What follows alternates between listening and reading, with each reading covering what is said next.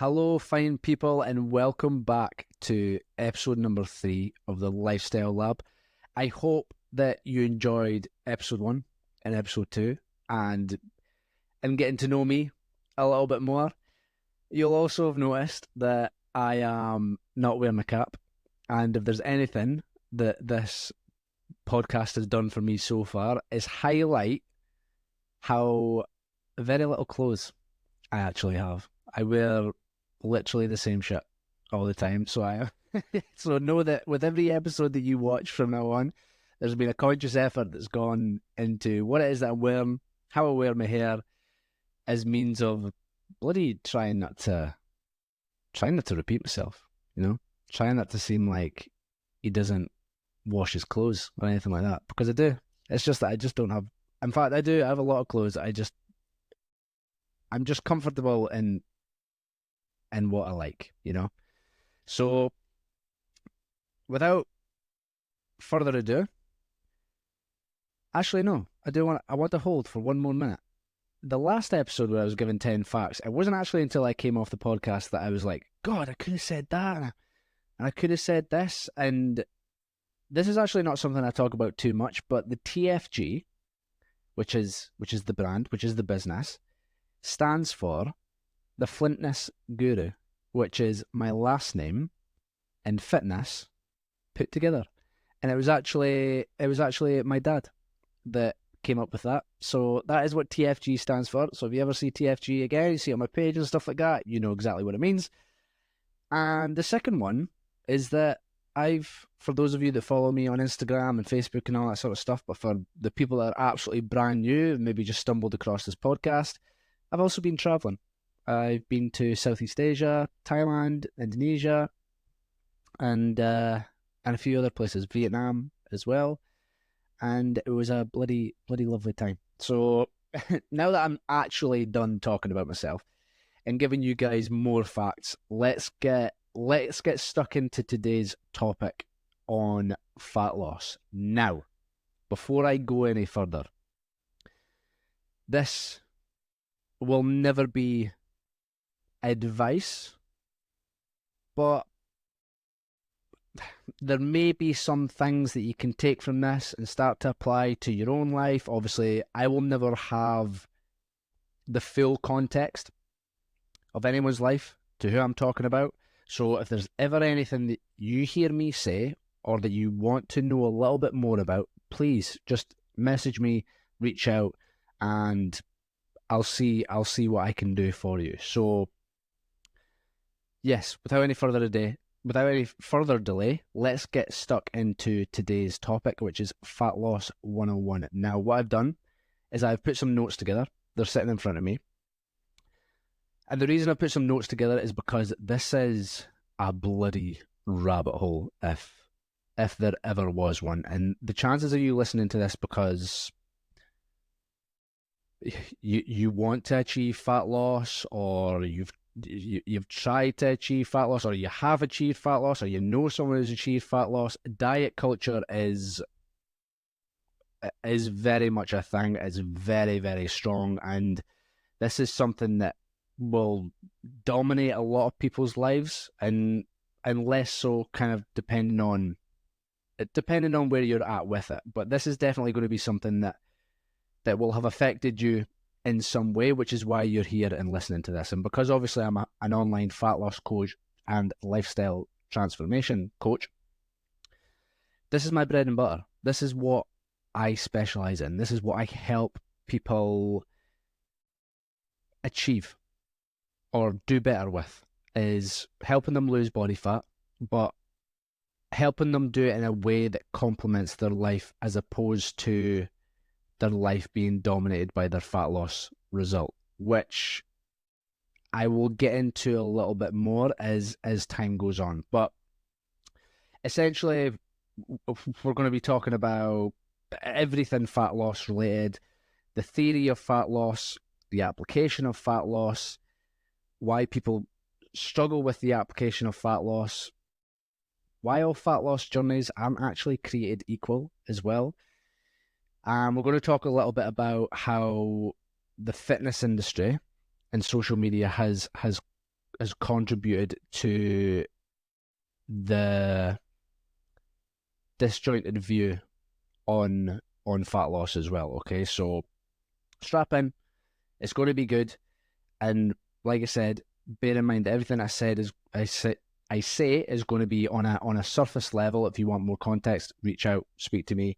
But hopefully what this is going to do is this is going to kind of set the pretense or set the tone of what I want the podcast to be about, which is to help people with their fat loss journeys, help them achieve a fat loss goal, but help them transform their life in the process. Okay, so here is a statistic for you. As of 2017-18 data, 1 in 3 adults are overweight. And where I've read this, they are basing overweight on people having a BMI of 25 or above. More than 2 in 5 people struggle with obesity, which is a BMI of 30 plus, with about 1 in 11 adults having severe obesity, BMI 40 plus, with these numbers expecting to rise in the coming years. Now, to add a pinch of salt to this, BMI. Do I have my qualms with BMIs? Yes, I absolutely do. Because we're talking about fat loss specifically, BMI does not measure fat loss specifically, okay? However, can we use it as somewhat of a rough guide to give us a ballpark idea of what is going on? We absolutely can. So yes, I do have my qualms with BMI because it doesn't measure fat loss specifically. But if the data suggests that BMIs on average are increasing over time, then that tells us something, okay? And that's exactly what has happened as years have gone by. Society in general has started to develop more body fat than what is healthy, okay? And it's health that we are talking about here specifically, okay?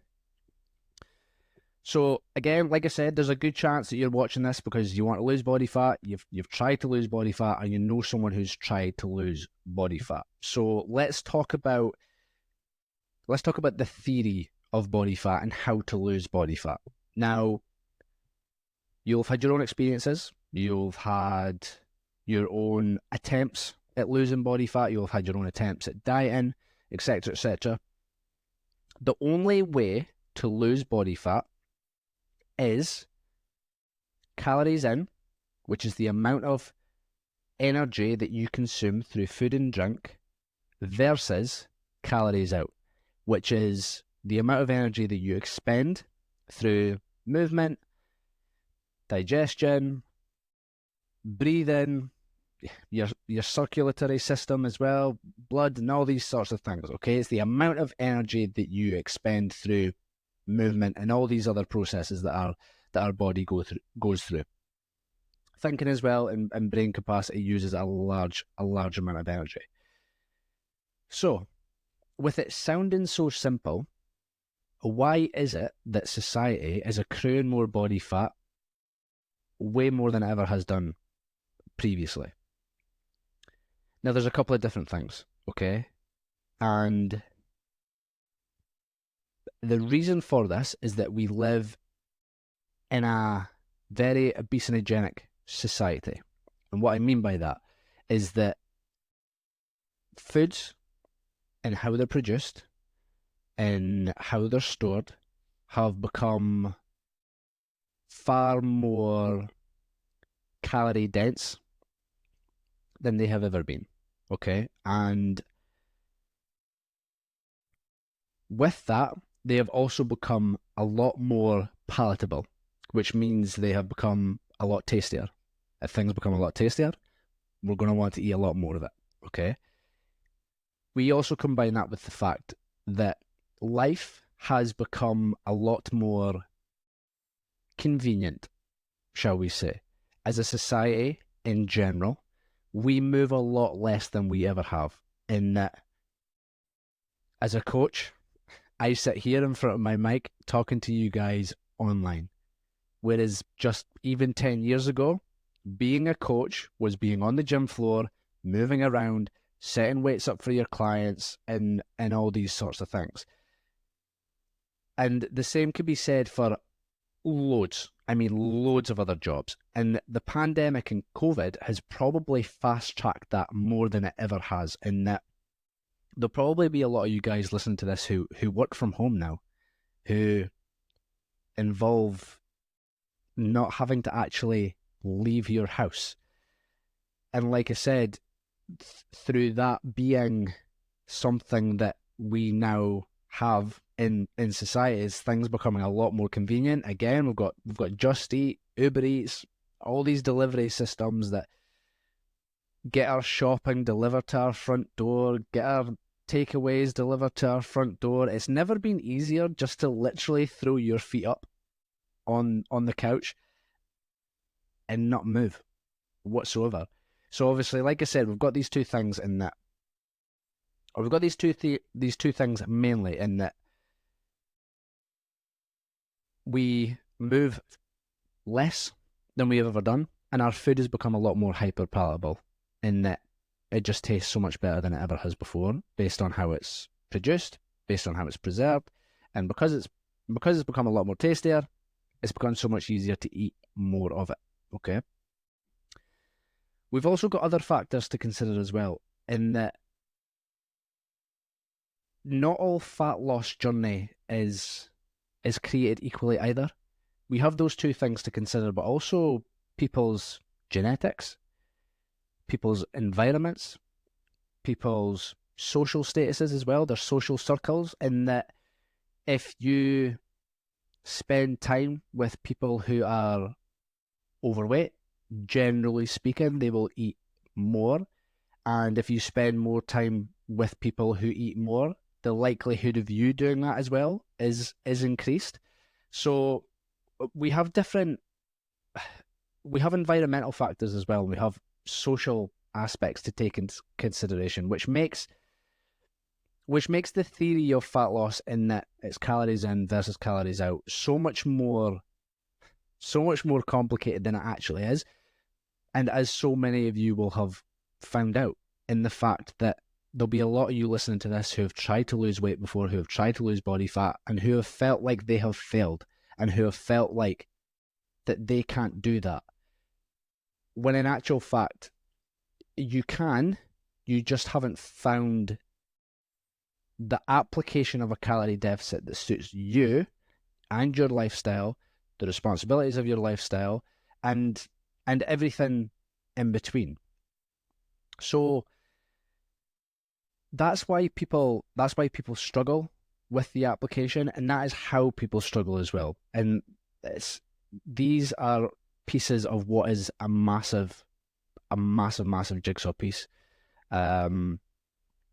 You also combine that with the fact that the fitness industry has not actually been great at teaching people how to apply calorie deficits either, outside of just the general advice like move more and eat less, or actually contextualizing why people should actually want to lose body fat in the first place, outside of the superficial develop shredded abs, which social media has made a massive deal. And trust me, as someone who's done a number of photo shoots and who has stepped on stage a good number of times, abs really are not all they're cracked up to be. But does losing body fat put you in a much healthier position to spend more time with your kids, be a much more happier, productive, more positive version of yourself? Does those feelings on their own start to create a lot more opportunities for you, open a lot more doors for you? Absolutely. Does it reduce your risk of heart disease, stroke, various cancers, a number of neurodegenerative diseases as well? Does it reduce your likelihood of getting colds, flus? Absolutely. So outside of just the superficial, here's what I can do, here's how you can get abs, which everyone is so obsessed with wanting to achieve but doesn't actually know what it feels like to have.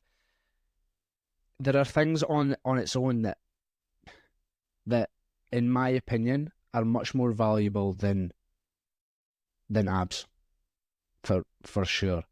And like I said, I think we are, as a society, getting too far beyond what is actually the most important thing when it comes to losing body fat. And it might sound like I am bashing the fitness industry slightly. I guess in a sense that I am, but I want to hold my hand up and hold myself accountable in being a contributor to that as well, because I have been part of that message before, in that I have been someone who has uploaded content that makes it look like having abs is the best thing in the world. I have directly contributed to that in the past, and what I'm hoping is with this podcast, as we start to flesh out a lot more about why fat loss is important, but how it could actually improve your lifestyle, I'm hoping that you guys will then start to see that there's more to this than just losing body fat. And again, like I said, as we start to flesh out a lot more things that come alongside fat loss, you will eventually start to buy into that message as well. But fat loss, like I said, it's one of those things that it's a massive rabbit hole, and depending on where you're coming to this podcast from, mentally, emotionally, or physically, you will receive what it is that I'm saying differently. And without that context, I'm not going to be able to help you to my fullest. But what I will hopefully be able to do is start to get you thinking ever so slightly differently about fat loss. Because here's the thing with body fat, right? Is, as a society, and as someone who's probably listened to this who has social media, we have deemed body fat a bad thing. Too much body fat is unhealthy, but we've almost kind of gone too far with it, in that we've almost kind of demonized body fat as a whole, when body fat is, you need body fat. And you're probably maybe someone who sat there and said, I'm fat, I'm really, really fat. And that as a coach sits quite uncomfortably with me, because you're not fat, you have body fat. And it's almost become an identity, that being fat is part of your identity. When we've all got fingernails, right? We don't look at our fingernails and go, I am fingernails. Or look at my hair right now. A little bit longer than it normally is. Need to go and see Ed at RMR Studios. But it's a little bit shorter than this. I don't look at my hair and go, I'm hair. But with body fat, we seem to do that. We seem to go, I'm fat. When you're not fat, you just have body fat. And body fat is such a massive part in living a healthy life. But having too much body fat is unhealthy. But we can actually say that about just about anything. If you have too much of anything, it's unhealthy. And body fat is the exact same. So if you're someone who's listened to this who has more body fat than you would like, you're not fat. You just have a little bit more body fat than you would like. And that's something that I would quite like to do as well. Is I would quite like to change the perspective on body fat. Because like I've said already, maybe said this like 4 times, does having more body fat put you at more risk of unhealthy conditions? Yes, it does. But having no body fat puts you at risk of unhealthy conditions as well. And what we want is that happy medium. And I think by changing the perspective on body fat, we can start to go a little bit easier on ourselves as well. Reduce the pressure. Reduce the stress of feeling like, oh, I must lose body fat. I have to lose weight, or like nothing else is worth it. When, yeah, maybe there might be an element of urgency, but take your time. Reduce the stress. Because when you start to do that, you start to open the opportunity for it being more of a lifestyle change, which is inevitably what you want it to be. You don't want fat loss to just be seasonal. You don't want it to just be this thing that you've done once and then revert back to old habits. You want this to be something that sticks. You want this to be something that lasts. So by reducing that pressure and giving yourself the opportunity to think like that, it's definitely a start. So, like I said, is body fat as a society one of those things that we should be concerned about as food, our environment, our social environment, and all these sorts of things become a little bit more obesogenic? For sure. Is obesity or excess levels of body fat a little bit of a silent killer in that it doesn't seem to be until later down the line, after a few years, decades even, that things start to happen as a result of excess body fat? Yes. Is that something we should be concerned about? Yes. But is it going to be something that we're going to beat ourselves up about? Absolutely not. And like I said, as we start to flesh out more topics that are related to fat loss, but more specifically the mindset and psychology around fat loss, I'm hoping that by proxy what we'll be able to do is reduce a little bit of that stress and a little bit of that pressure that you've probably put on yourself for years, maybe even decades at this point, regarding your weight loss and fat loss journey. So, as always, like I said, I'm really, really looking forward to delivering more content, delivering more episodes on fat loss, but more specifically the mindset around it and the psychology around it, so that you can start to make dieting a thing of the past. Make it so that dieting and fat loss journeys and all these sorts of things are things that you never have to do ever again, because from a mindset perspective, you're more accepting of it being just a natural part of your life. So yeah, like I said, I'm looking forward to delivering a lot more on that. I'm just referring to my notes here quickly to see if there was absolutely anything I missed out. So we talked about kind of the theory of fat loss, why a calories in versus calories out is what drives fat loss, and is the only thing that drives fat loss, by the way. There's nothing else. But what we'll do is we'll start to talk about, as more episodes go on, different applications.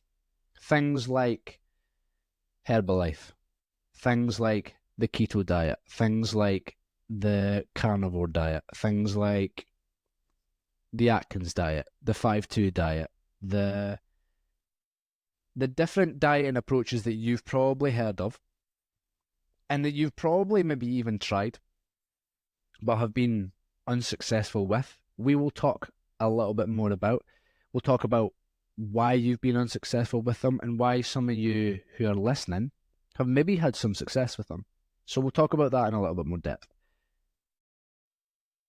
And then obviously I talked about kind of the fitness industry playing a part in abs and how you look being the most important thing when it's absolutely not. So Fat Loss 101, folks. Calorie deficit. It's the only way. It's literally the only way. But as kind of episodes go on, we'll talk about applications, we'll talk about mindset, talk about the psychology. Thank you very much for watching. Again, as always, if you guys are listening to anything that I'm saying and want to give me a little bit more context, I can help you a lot more. So reach out to me via the links below. Instagram, there's YouTube there, there's Facebook there as well, the free Facebook group where I'm sharing a lot of what it is that I'm talking about in a little bit more detail. Please join us there. Drop me a message whenever you like, and I will chat to you all very, very soon.